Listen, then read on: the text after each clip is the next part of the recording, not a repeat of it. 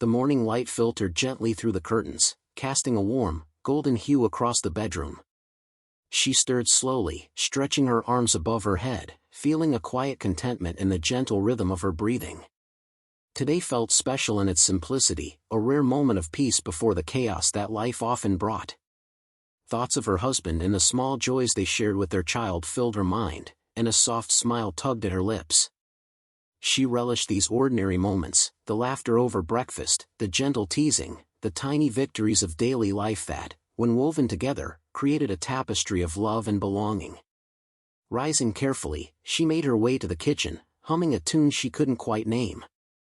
The aroma of fresh coffee and warm toast mingled with the soft sounds of her baby cooing from the nursery. She prepared breakfast with quiet care, arranging plates, pouring juice, and garnishing the table with little touches she knew would make her husband smile. As she worked, her thoughts wandered to the future, dreams of family outings, quiet evenings together, and the laughter of a child growing up in a home filled with love.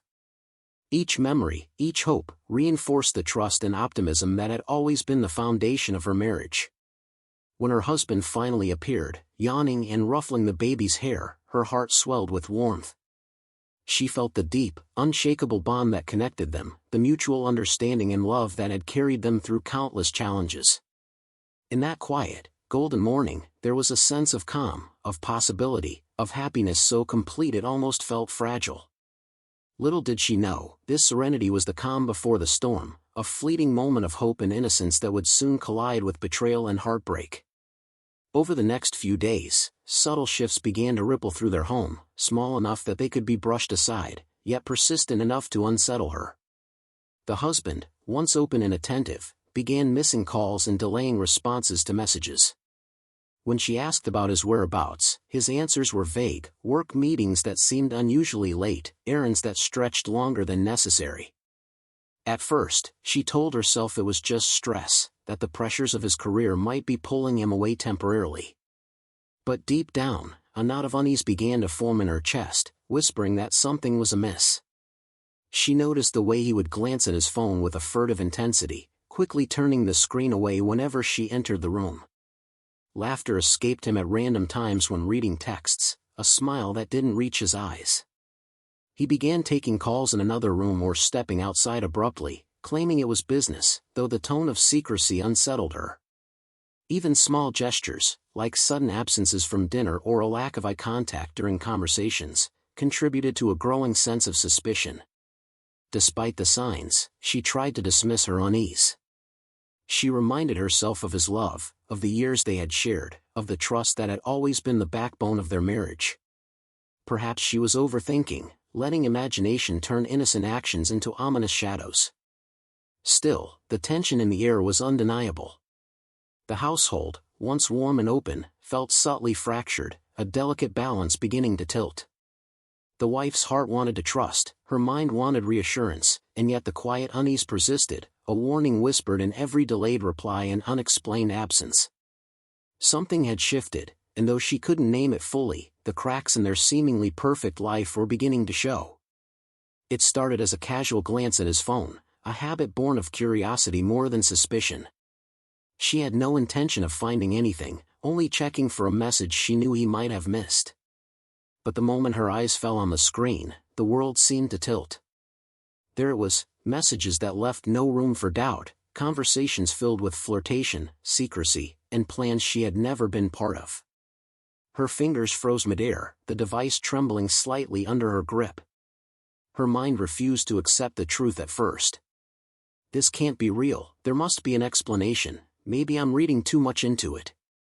But as she scrolled further, the undeniable evidence piled up, photographs of him with another woman, receipts for dinners she hadn't been invited to, locations he had never mentioned.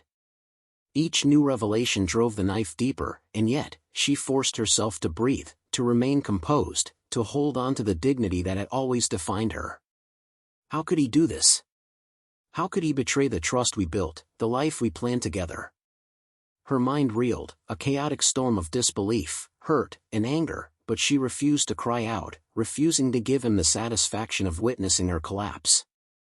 She sank onto the couch, clutching the baby close, feeling the child's heartbeat against her own as if drawing strength from the life she carried. The contrast between innocence and betrayal cut deeper than any words could. I loved him with everything I had, and he betrayed that love. The thought repeated itself like a cruel mantra. Yet, amidst the despair, a quiet resolve began to form. She would not be broken entirely by this treachery, she would face it with clarity and courage. The room felt suffocating, heavy with the weight of heartbreak and the shattering of trust. She stared at the proof, tears threatening, chest tight, yet she maintained a composed silence. Every fiber of her being screamed for confrontation, for release, but she restrained herself. This was not the moment for anger or vengeance, it was the moment to acknowledge the truth, to gather strength, and to prepare for the steps that would follow. The betrayal was real, undeniable, and devastating, but she would not let it define her. She would rise from this, even if it meant walking away from the man she had once loved. She sat at the edge of the bed, pen in hand, the weight of betrayal pressing heavily on her chest. Words came slowly at first, hesitant, trembling with raw emotion, but each sentence carried the depth of pain she had carried silently. She chose not to confront him in person, not yet, not while her heart was still raw, not while anger and sorrow threatened to overwhelm her. Instead, she poured everything into the letter, the heartbreak of discovering his deceit, the shattering of trust she had never imagined would be broken, and the quiet strength she was summoning to reclaim herself. Her handwriting trembled across the page, honest and unfiltered, leaving no detail unsaid. She recounted her love, her years of dedication, the small sacrifices that had gone unnoticed, and the deep sense of betrayal that now defined their shared home. Yet, amidst the hurt, she wove a note of finality and self-respect. She made it clear that she would no longer allow herself to be diminished, that her dignity and emotional well-being would take precedence over the illusions of love he had destroyed. The words were a declaration, a final goodbye that neither begged nor pleaded, but demanded recognition of the pain he had caused. When the letter was finished, she placed it carefully on the kitchen counter, a space she knew he would inevitably notice. Beside it, she set the pregnancy test, a silent announcement carrying the weight of life and consequence. It was both a warning and a revelation, a moment that would force him to confront realities far greater than his own selfish desires. She stepped back, her chest tight but her resolve unwavering, and left the room, knowing that when he discovered the letter, he would finally grasp the gravity of his actions. Silence, she realized, could speak louder than any confrontation, and her quiet goodbye carried a power he would not soon forget. He returned home later that afternoon, dragging in with him the exhaustion of a long day, completely unaware that the weight of his own misdeeds was about to confront him. As he wandered into the kitchen, his eyes fell on the neatly folded letter lying beside the pregnancy test. A flicker of curiosity crossed his face, quickly replaced by amusement. He picked up the paper and began reading, a smirk forming as he skimmed through the carefully penned words. The tone was formal, precise, almost detached, yet the undercurrent of heartbreak was unmistakable. Instead of pausing, reflecting, or feeling remorse, he laughed, a short, dismissive chuckle that echoed through the otherwise silent house. "Really? This is what she leaves me," he muttered to himself, shaking his head as if the letter were a trivial inconvenience rather than a testament to the life he had shattered. Each sentence he read, each confession of pain and betrayal, seemed only to amuse him further. He mocked her expressions of hurt in his mind, trivializing the depth of emotion, the countless nights of trust and hope now replaced by words on a page. He tossed the letter carelessly onto the counter, barely glancing at the pregnancy test beside it, his arrogance blinding him to the true significance of the revelation. In that moment, he underestimated her completely. He saw only a woman leaving a note, failing to recognize the layers of thought, preparation, and quiet defiance that lay beneath her words. His laughter and dismissiveness highlighted the stark contrast between her measured pain and his careless arrogance. She had poured herself into that letter, offering the rawest parts of her soul, while he treated it as a joke, a minor inconvenience rather than the emotional reckoning it truly was. But the seeds of consequence had already been planted. In laughing at her silent goodbye, he failed to see the storm gathering, the shift in power that was slowly taking place. The letter and the pregnancy test together were not merely a message, They were a turning point, a quiet but undeniable warning that his actions had set events into motion far beyond his control. By underestimating her and mocking her feelings, he only tightened the invisible grip of justice that would soon hold him accountable for every betrayal, every lie, and every moment of arrogance he had shown. She did not rush to confront him. Instead, she moved with deliberate calm, carrying herself as though the events of the morning had left her untouched, though every heartbeat carried the weight of betrayal. She avoided his questions, his calls, and even the rooms where his presence might provoke an interaction. Her silence was not weakness, it was a shield, a way to reclaim control over a situation where trust had been shattered. Each step she took away from him, each measured action, communicated more than words ever could. In the quiet of their home, tension hung thick in the air. He wandered from room to room, glancing at the letter still lying where she had left it, feeling an unsettling mix of amusement and confusion. Her absence, her refusal to confront him, gnawed at his composure in a way her anger never could. He began to notice the subtle cues, the deliberate avoidance, the calm, collected demeanor that masked the storm of resolve.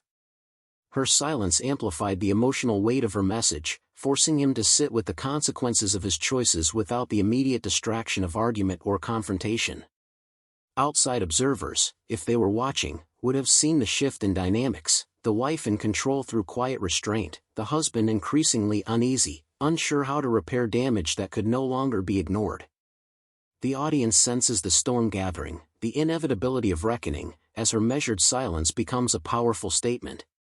She does not need to yell, to demand, or to plead, her withdrawal speaks volumes.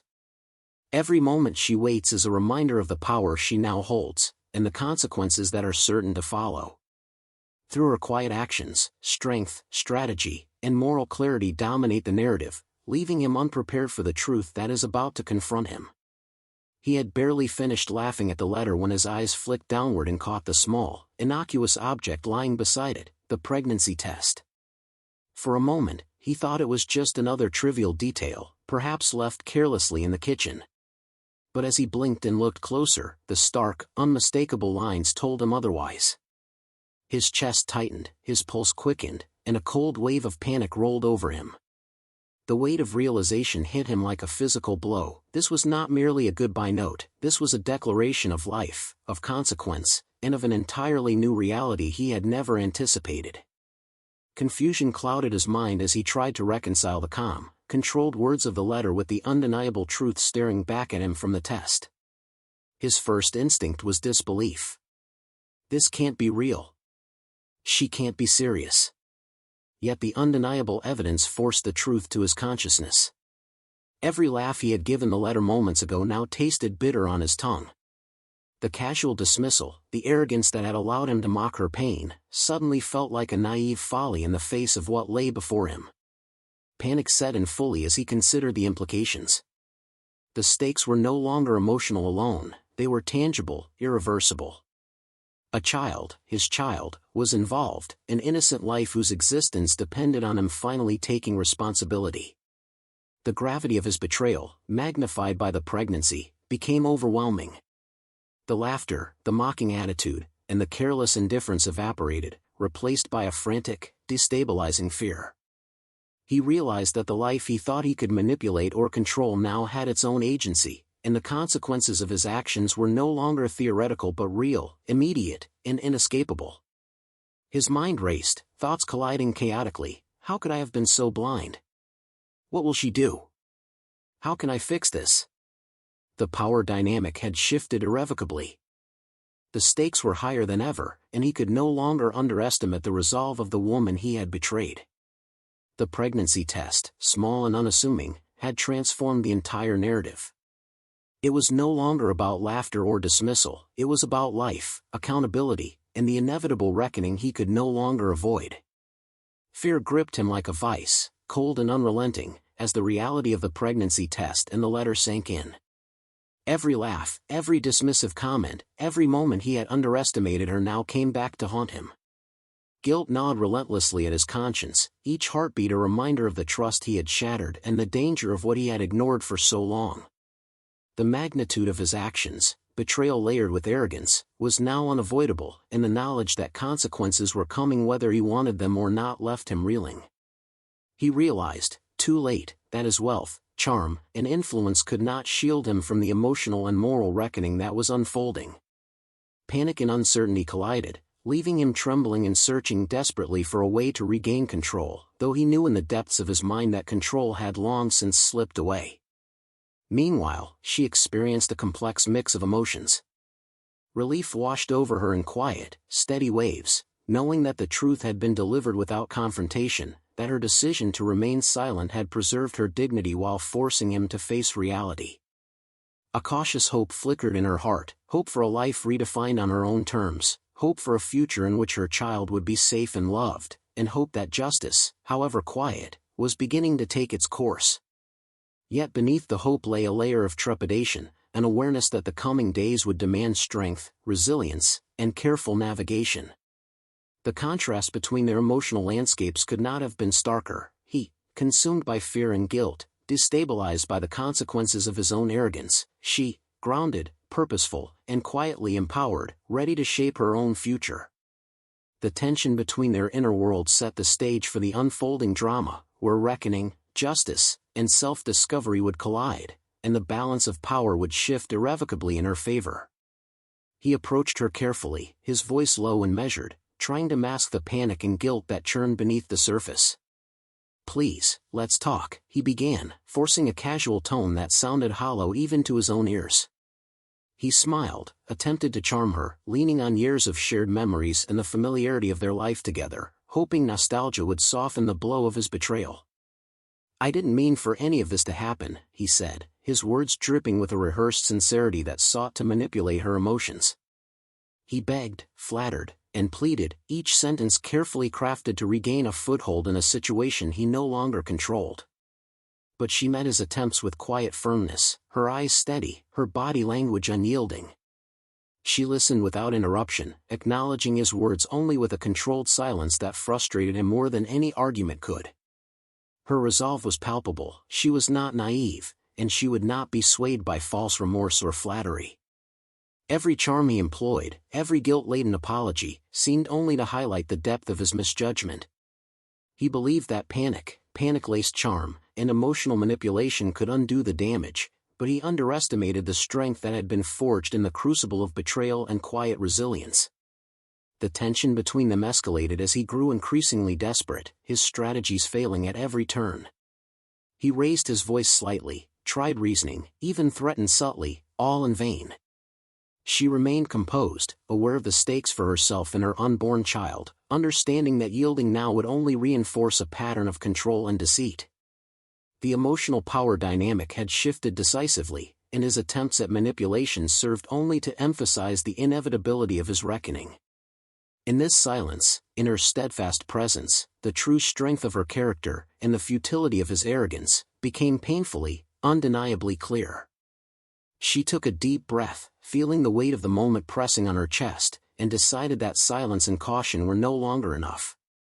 It was time to draw clear lines, to reclaim control over her life and the future of her unborn child. With steady hands and a voice calm yet firm, she addressed him directly, leaving no room for misinterpretation.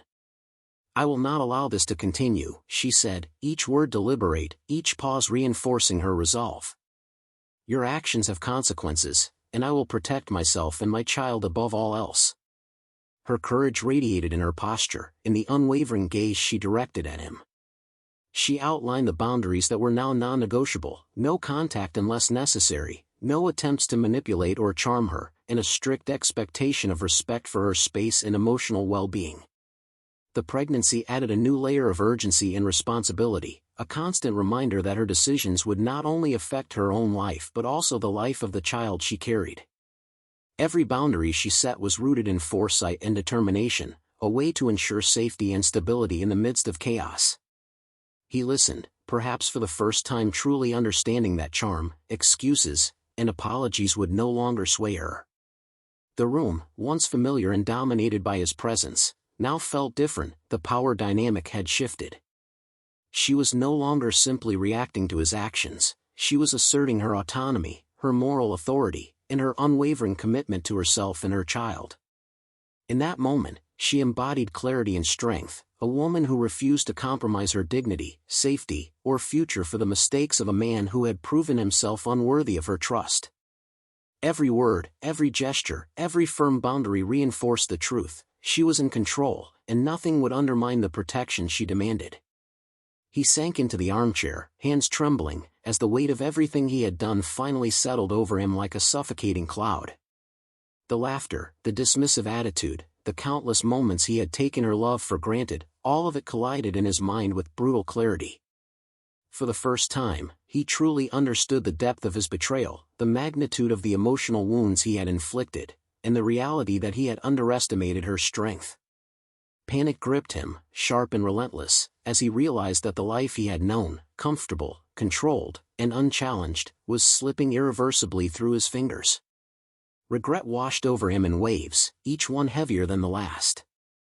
Every word of mockery, every moment of arrogance, every dismissal of her feelings now loomed large in his consciousness. He could see the consequences clearly: the quiet, measured power she now wielded, the boundaries she had drawn, and the resolve that would not bend to his manipulation. He recognized that the pregnancy, the letter, and her unwavering stance were not just symbols, they were instruments of moral justice, reminding him that actions have consequences beyond his control. He felt helpless, his wealth and influence suddenly meaningless against the reckoning he faced. The realization of accountability settled over him like cold iron: no charm, no excuses, no pleading could undo the hurt he had caused or erase the courage she had found within herself. He had underestimated her resilience, and now he was confronted with the undeniable truth that justice, however quiet and measured, had already begun to take its course. The panic and regret were overwhelming, but they were also necessary: the first true acknowledgement that betrayal carries a price, and that moral justice is a force far greater than arrogance or privilege. In that moment, he understood that some lessons could only be learned through the full weight of consequence, and he would carry that knowledge long after the echoes of her silence faded. She sat quietly in the nursery, the soft hum of the baby monitor filling the room as sunlight streamed through the window. For the first time in weeks, she allowed herself to imagine a future unburdened by betrayal and fear. Thoughts that had once been clouded by heartbreak now took shape with clarity: a life built on her own terms, a home defined by love, safety, and independence. Every decision she had made, every boundary she had set, had led her to this moment of clarity. Her focus turned to preparation for motherhood. She meticulously organized the nursery, packed essentials for herself and the baby, and researched every detail necessary to ensure their well-being. With each step, she reclaimed a sense of control that had been stripped from her by the husband's deception. She envisioned herself nurturing her child in an environment free from fear and manipulation, a place where joy and stability could flourish. The act of planning became an exercise in empowerment, a tangible reminder that she was capable of shaping her own life and protecting those she loved most.